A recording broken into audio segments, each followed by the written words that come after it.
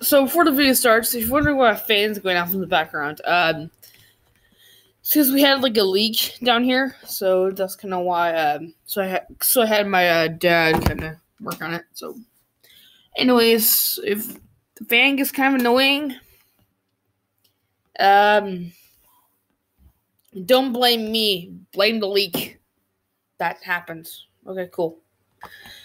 So once again, I'm not going to doubt your intelligence because guess what? You read the start of this video, and you know what it's going to be about. If Vince McMahon never got into the wrestling industry. Okay. So, honestly, you guys should probably have a very fair understanding on Vince and the WWE/WWF. So, I mean, if you want, check out my Black Saturday video if you don't know how Vince became big in wrestling. So,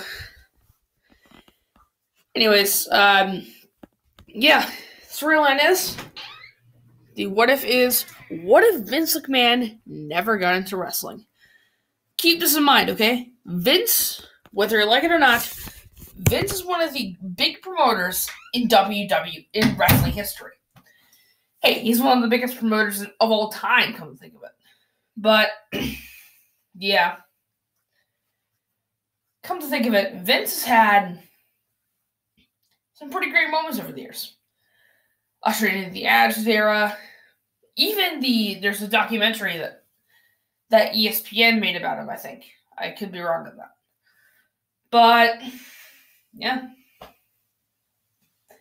The life of Vincent K. McMahon is a legendary one.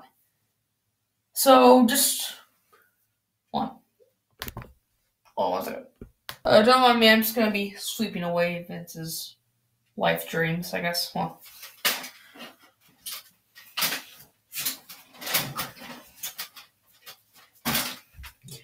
Yeah, I just swept away Vince's hopes and dreams. Sorry, Vince. Anyways, so here it is. Here it is.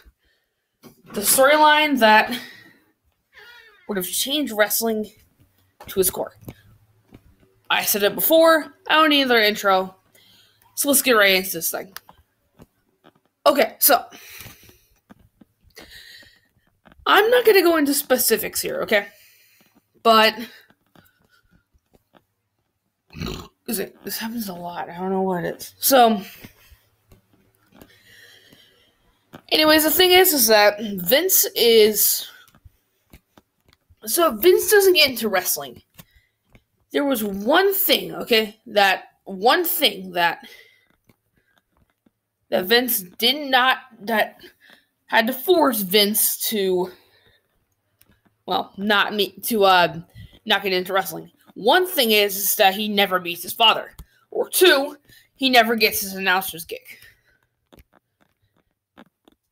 The meeting his father thing is very unlikely, because even if he didn't meet his daughter when he was like 13 or 14, he still would have met him somewhere down the line. So, if anything, he's not going to get an announcer's gig. So, yeah. So that means Vince McMahon isn't going to take over the company. But instead, here's what happens. In this timeline, in this wrestling timeline, the WWF never really expands that much. It doesn't exactly grow past its Northeast territories. Guys like Hulk Hogan, Bobby Heenan, Andre the Giant, and Jesse Ventura, they stay in the AWA. Roddy Piper, Iron Sheik, they stay in Georgia Championship Wrestling. Randy Savage stays in the Continental Wrestling Association. CWA, get it? It's Chris Danger. Okay, I'm a danker. She still wish I'm dumb. What else? The Ultimate Warrior and Rick Rude stay in WCCW. Oh, what else? And Ric Flair, Ricky Steamboat, Dusty Rhodes, they stay in the NWA rather than going to WCW or the WWF.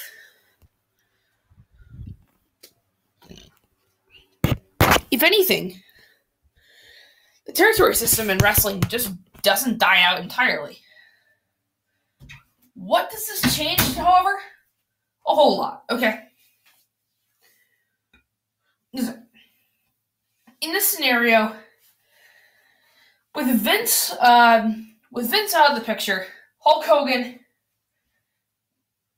just like in our scenario, Hogan probably would have not stayed in the AWA. As big as the AWA was, Vern Gagne liked grapplers like Nick Bockwinkel and himself. They didn't really like guys like Hogan, who was not exactly a technician. So guys like Hogan, no doubt, would be big in other promotions. So we'll say that for the sake of this scenario, we're going to go to the WWWF for a second. So here we go. For the sake of things, we'll just say that Eric Bischoff is the guy who runs WWWF. Why do I say this? Well, he was a commentator for the AWA back in the day, before he worked for WCW. So Bischoff in the role kind of makes sense. So, yeah.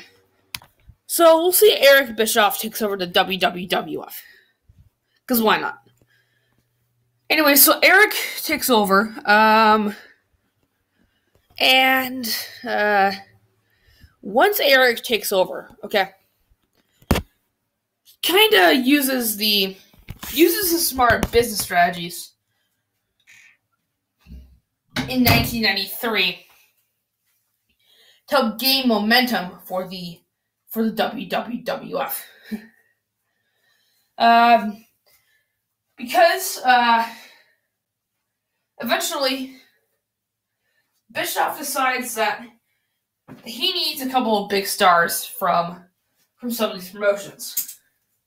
So who did he get? AWA rejectee Hulk Hogan. Was obviously going to be the top babyface. That's a given. Kurt Hennig, Ultimate Warrior, and Randy Savage probably would have joined as well. So, yeah. Because the thing is that Hogan was not going to stay in the AWA, okay? Unless they gave him that lucrative AWA World Heavyweight Championship. This is Vern Gagne obviously didn't want to do it because he felt that Hogan should have been a technical wrestler, which he himself and Nick Bockwinkel was. Which, guess what? That's why he was AWA champion and beat Hogan for a while. So chances are we probably would have seen Hogan maybe in Georgia Championship Wrestling or World Class Championship Wrestling. As we know it, Bret Hart, the Hart family probably would have stayed in Canada, to be honest, under Stu Hart's influence. Bret, Owen, Jim, they still become legends, obviously. Owen Hart probably doesn't die because Vince never comes to power for the WWF. Which means his tragic fall at the Over the Edge pay-per-view, which sadly occurred, I should say. Yeah, that doesn't happen. Bret obviously would be a very good wrestler. But compared to our timeline, it would kind of seem like nepotism to have Bret as the top guy. But hey, what are you gonna do? Chances are Shawn Michaels would be would be a tag team wrestler. Shawn Michaels would probably just be a tag team wrestler who in the AWA until the breakup would eventually happen. So yeah. Most of the stars from the 2000s onwards don't show up unless they're a third generation wrestler. So for you smarks, John Cena doesn't wrestle, which is sad for me, honestly. It kind of sounds boring, come to think of it. Right?